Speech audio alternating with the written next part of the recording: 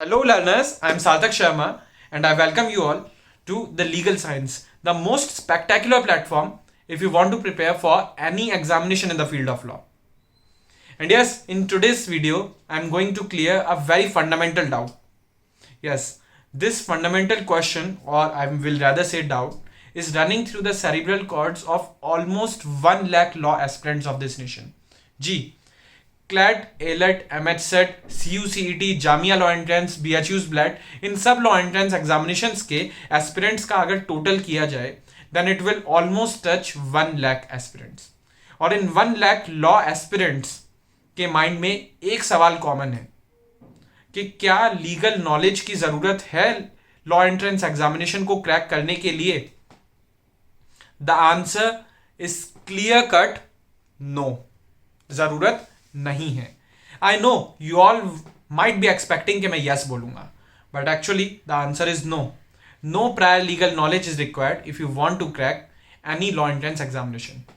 इसकी simple reasoning ये है कि 5 years integrated law entrance examination में अपियर होने वाले स्टूडेंट क्लास 12th के पास आउट होते हैं. और कोई भी ए ग्रेड लॉ इंस्टीट्यूट, चाहे वो नेशनल लॉ यूनिवर्सिटीज हो, चाहे वो faculty of law Banaras Hindu university, faculty of law Jamia Millia Islamia, या कोई भी ए ग्रेड लॉ इंस्टीट्यूट हो, वो कभी भी अपने एस्पिरेंट से ये एक्सपेक्ट नहीं करेगा कि उनको प्रायर लीगल नॉलेज है. क्योंकि अगर आप अपने लॉ एंट्रेंस की प्रिपरेशन के दौरान ही लीगल नॉलेज ग्रैब कर लेंगे तो आगे आने वाले 5 साल में आप क्या करेंगे. जी, इन लॉ इंस्टीट्यूट्स का काम होता है अपने स्टूडेंट्स में लीगल नॉलेज इम्बाइब करना, लीगल नॉलेज इम्पार्ट करना. सो लीगल नॉलेज तो आप लोगों को अपने आगे आने वाले 5 साल के लॉ स्कूल की जर्नी में, यानी BLLB के इस 5 years लॉन्ग मेहनत कोर्स में आपको लीगल नॉलेज ही गेन करनी है.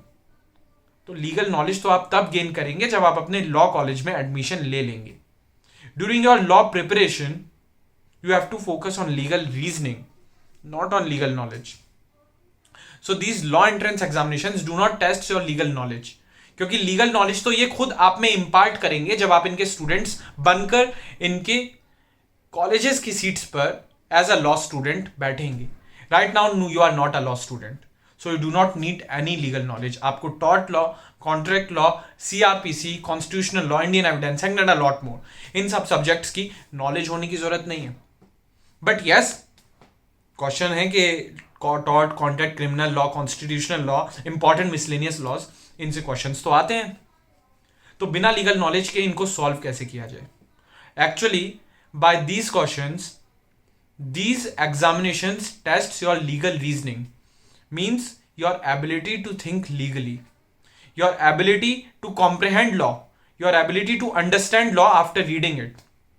And that's why in a legal reasoning question there is a principle given to you, then there are facts, and what you have to do, you just need to apply the given principle to the given facts and come to the most appropriate conclusion.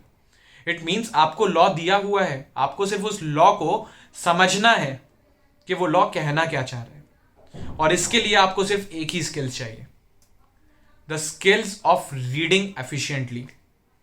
So believe me, if you are a good reader, then you will be a good leader, irrespective of the fact that whether you have a prior legal knowledge or not. So it is just a myth that legal knowledge is required. अब एक question आता है कि sir अगर हम अच्छे reader नहीं है तो, अगर हमको पैसेज या प्रिंसिपल पढ़कर समझ में नहीं आ रहा है, अगर प्रिंसिपल में न्यूसेंस की डेफिनेशन लिखी है फॉर एग्जाम्पल, और न्यूसेंस की डेफिनेशन हम पढ़कर नहीं समझ पा रहे हैं, तो हम क्या करें. तो बेटा लीगल नॉलेज गेन कीजिए, क्योंकि आपकी अगर if you are not a good reader, तो आपकी रीडिंग स्किल्स को कंपेंसेट करने के लिए आपको लीगल नॉलेज गेन करनी पड़ेगी. So although legal knowledge is not required, legal knowledge is not a compulsion to crack law entrance examinations, but definitely legal knowledge acts as a catalyst. क्योंकि जिस definition को आप क्वेश्चन में पढ़ने वाले हैं, अगर उसका मतलब आपको पहले से ही पता है, लाइक न्यूसेंस क्या होता है ये आपको पहले से पता है, देन आपके लिए क्वेश्चन को आंसर करना और इजी हो जाएगा. So yes, legal knowledge act as a catalyst, but it is not a compulsion.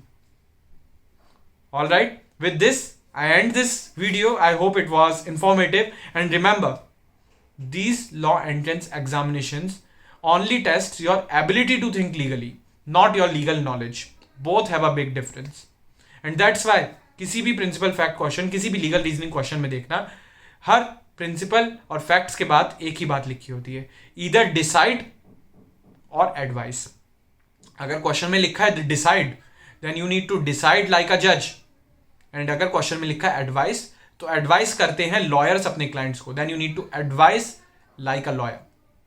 These examination just tests that whether you are capable enough to study law.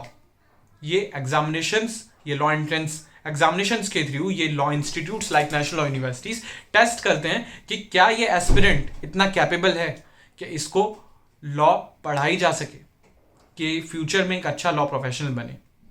Obviously they just put to test the vessel, कि जिस vessel को हम, vessel means एक बर्तन, हम एक बर्तन में पानी भरने से पहले उसमें टेस्ट करते हैं कि इसमें कोई लीकेज तो नहीं है, कभी सारा पानी बह जाए. सिमिलरली ये लॉ एंट्रेंस एग्जामिनेशंस के थ्रू ये लॉ इंस्टीट्यूट्स उस वेसल को यानी उस एस्पिरेंट को टेस्ट करते हैं कि क्या ये लीगल नॉलेज को विदहोल्ड कर पाएगा, वो लीगल नॉलेज जो आने वाले 5 साल में ये आपको देने वाले हैं. That's the only criterion of these law entrance examinations, and that's the only objective of these law institutes behind these law entrances. Thank you guys. I wish you all the best, and we will keep interacting with each other with some more videos in the future as well. Do subscribe to this platform and do share this session as well, and do ask your friends to subscribe to this platform. Thank you.